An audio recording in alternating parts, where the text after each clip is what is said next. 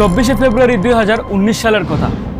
বিমান বাংলাদেশ এয়ারলাইন্সের flight BG-147 বিকাল 5:13 ঢাকা থেকে টেক অফ করে। 142 জন প্যাসেঞ্জার ও 14 জন ক্রু নিয়ে বিমানটি চট্টগ্রাম হয়ে দুবাইয়ের উদ্দেশ্যে রওনা করে, যেটিকে আদর করে ডাকা হয় ময়ূরপঙ্খী নামে। ঢাকা থেকে উড্ডয়ন করার পর সবকিছু স্বাভাবিকই ছিল। হঠাৎ এক অস্ত্রধারী ব্যক্তি একটি পিস্তল ও বোমার সাদৃশ্য বের করে বিমানের পাইলট, ক্রু ও যাত্রীদের জিম্মি করে রেখেছে। চিন্তায় হয়ে গেছে বাংলাদেশ বিমান।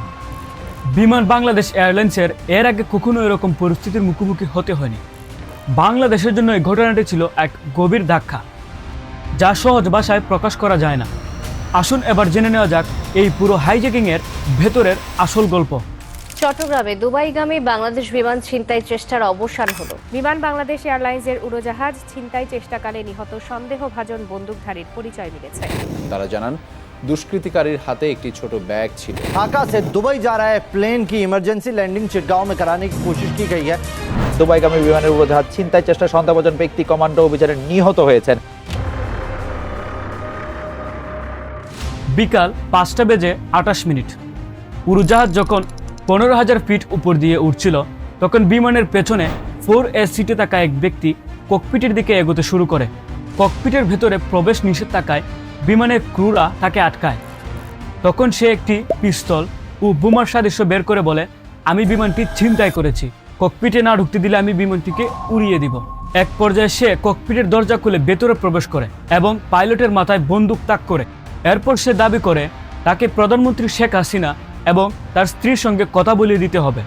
এই পরিস্থিতিতে পাইলটরা ঠান্ডা মাথায় পরিস্থিতিকে সামাল দেওয়ার চেষ্টা করেন।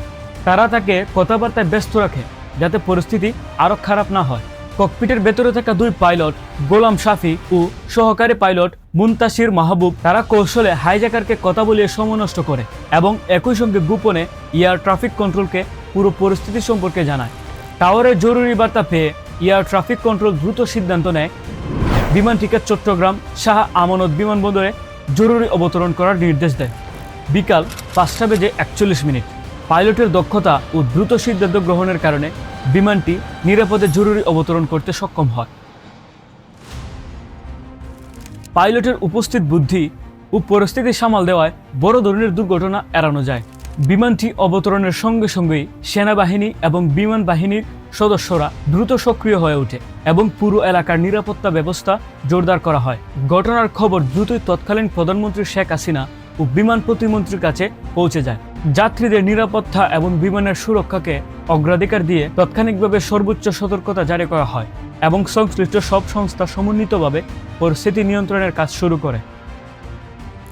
সন্ধ্যা 5:50 দিকে উপর মহলের নির্দেশে পরিস্থিতি নিয়ন্ত্রণে আনতে বাংলাদেশ সেনাবাহিনীর বিশেষ এলিট ইউনিট প্রথম প্যারা কমান্ডো ব্যাটালিয়নকে দায়িত্ব দেওয়া হয়।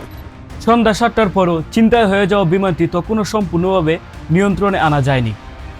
পরিস্থিতি ছিল উত্তেজনাপূর্ণ, তবে আইনশৃঙ্খলা বাহিনী ধৈর্য ধরে হাইজ্যাকারদের সঙ্গে ফোনে যোগাযোগ চালিয়ে ব্যস্ত রাখা হচ্ছিল। তার কথার মানার আশ্বাস দিয়ে প্যারা কমান্ডো বাহিনী অত্যন্ত সতর্কভাবে ভেতরে প্রবেশ করে জিম্মিদের নিরাপদে উদ্ধার করতে সম্ভব হয়। সন্ধ্যা 7:17 ভেতরে আর কোনো যাত্রী ছিল না, শুধু হাইজ্যাকার ভেতরে অবস্থান করছিল। প্যারা কমান্ডো বাহিনী তাকে আত্মসমর্পণ করতে বলে, কিন্তু সে আত্মসমর্পণ না করায় প্যারা কমান্ডোর বাহিনীর অভিযানে অভিযুক্ত পলাশ নিহত হয়। তবে পুরো ঘটনাটি শেষ হলেও কিছু গুরুত্বপূর্ণ প্রশ্ন থেকেই যায়।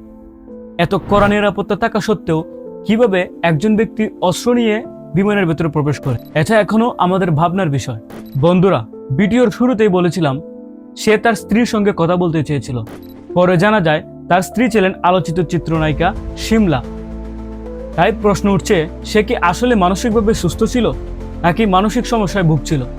এই ঘটনার পেছনে আসল কারণ নিয়ে আপনার কি মতামত? অবশ্যই কমেন্ট করে জানাবেন।